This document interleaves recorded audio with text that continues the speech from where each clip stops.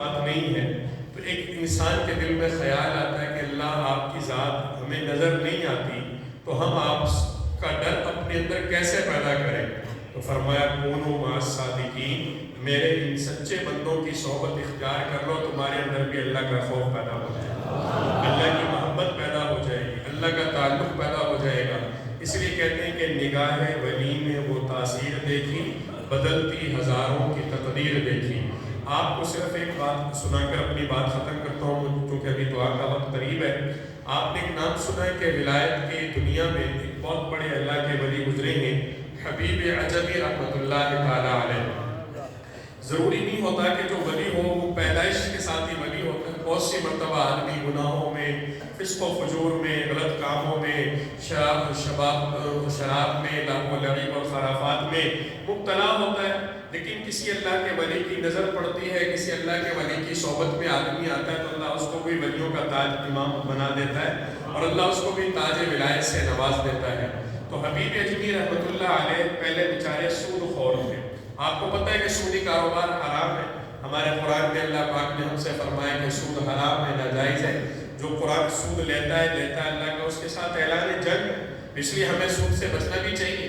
لیکن میں جو بات عرض کرنا چاہ رہا ہوں کہ وہ سودی کاروبار کرتے تھے. جو سودی کاروبار آدمی کرتا ہے وہ دیکھنے میں تو ایسا لگتا ہے کہ بڑا امیر سے کبیر ہوتا جا رہا ہے اور امیر در امیر ہوتا جا رہا ہے، لیکن وہ بیچارہ اندر سے کھوکھلا ہوتا ہے.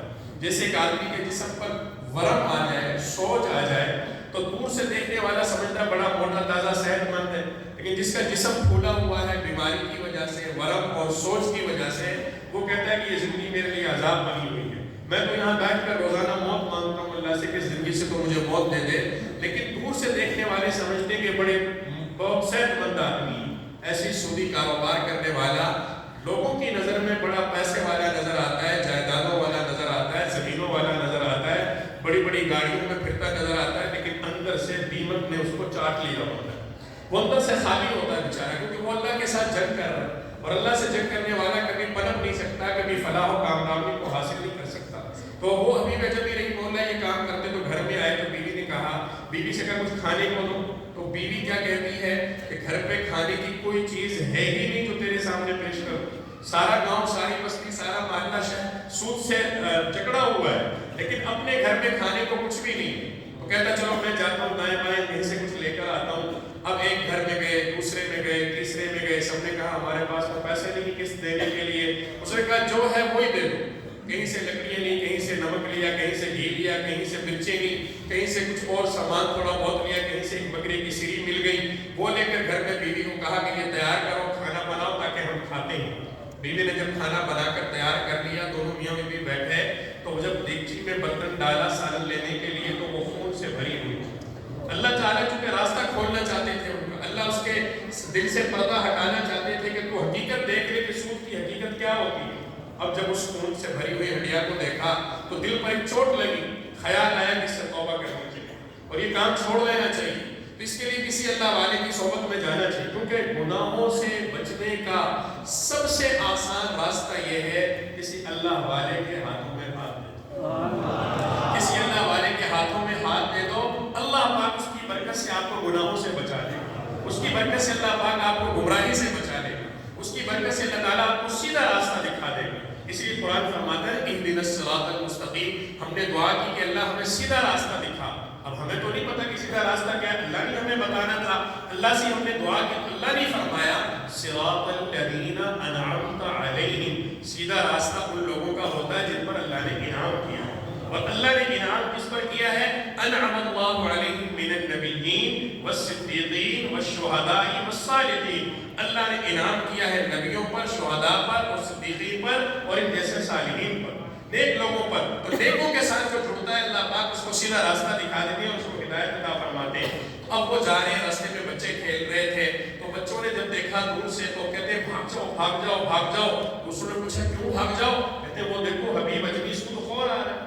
اب جب آدمی اللہ کی بغاوت میں زندگی گزارتا ہے تو اللہ بچوں کے دلوں میں بھی نفرت ڈال دیتا ہے، وہ بھی دور بھاگ جاتے ہیں. وہ ایک اللہ کے ولی کے پاس گئے، رات ان کے ساتھ گزاری، ان کے ہاتھوں میں ہاتھ دیے، توبہ کی، کہا کہ حضرت میں تو بڑا گناہگار ہوں، اپنے آپ کو برباد کر چکا ہوں، مجھے لہٰذا میری قبول کرے، میری توبہ قبول کرے، مجھ سے مجھے میری بیعت لے لیں. حضرت نے ان کو بیعت کیا، قبول کیا اور ان کو کلمات توبہ پڑھائے، اور وہ جب بیعت ہو گئے تو ایک رات صرف ان کے ساتھ گزاری، انہوں نے ان کو کچھ وظائف ذکر اذکار بتائے کہ آپ جا کر اپنے علاقے میں کام کریں۔ اب وہ ایک رات کے بعد جب واپس آ رہے تھے اور اپنی بستی کے جب قریب پہنچے تو وہی بچے پھر نظر آئے جو ایک دو دن پہلے کہہ رہے تھے بھاگ جاؤ، حبیب اجمی سود خور آ رہا ہے کہ اس کی وجہ سے ہم پر بھی عذاب نہ آ جائے۔ آج وہی بچے کہتے ہیں جلدی آ جاؤ، جلدی آ جاؤ، حبیب اجمی سے مصافحہ کر لو تاکہ اس کی برکت سے اللہ ہمیں بھی جنت عطا کرے۔ اس کو کہتے ہیں کہ نگاہ ولی میں وہ تاثیر دیکھی، بدلتی ہزاروں کی تقدیر دیکھی، کہ جو نفرت والا پہلے بندہ بنا ہوا تھا، اللہ کے ولی کی صحبت کی برکت سے اللہ کی مخلوق کے دلوں میں اللہ نے ایک رات کے اندر اس کی محبت پیدا کر دی۔ اس لیے بھائیوں دوستو، آپ بڑے خوش قسمت ہیں، میں بڑا خوش قسمت ہوں، ہم سب بڑے خوش قسمت ہیں کہ اللہ کے ولی کی صحبت میں کچھ دیر ہمیں یہاں وقت گزارنے کی اللہ تعالیٰ نے توفیق دی۔ میں آپ سے درخواست کروں گا حضرت والا کے ساتھ، میاں صاحب کے ساتھ اپنا تعلق مضبوط رکھیں، ان کی صحبت کو مضبوط اختیار کریں، انشاءاللہ ثم انشاءاللہ اس دنیا میں بھی کامیابی ہے، آخرت میں بھی کامیابی ہے۔ حضرت کی محبت، حضرت کی شفقت ہمیشہ میرے ساتھ رہتی ہے، جب کسی محفل میں میں حاضر ہوتا ہوں ہمیشہ پیار محبت دیا ہے، سر پر دست شفقت رکھا ہے۔ اللہ پاک ان کا سایہ ہمارے سروں پر دائم و دائم صحت عافیت سلامتی کے ساتھ رکھے۔ وآخر دعوانا الحمدللہ۔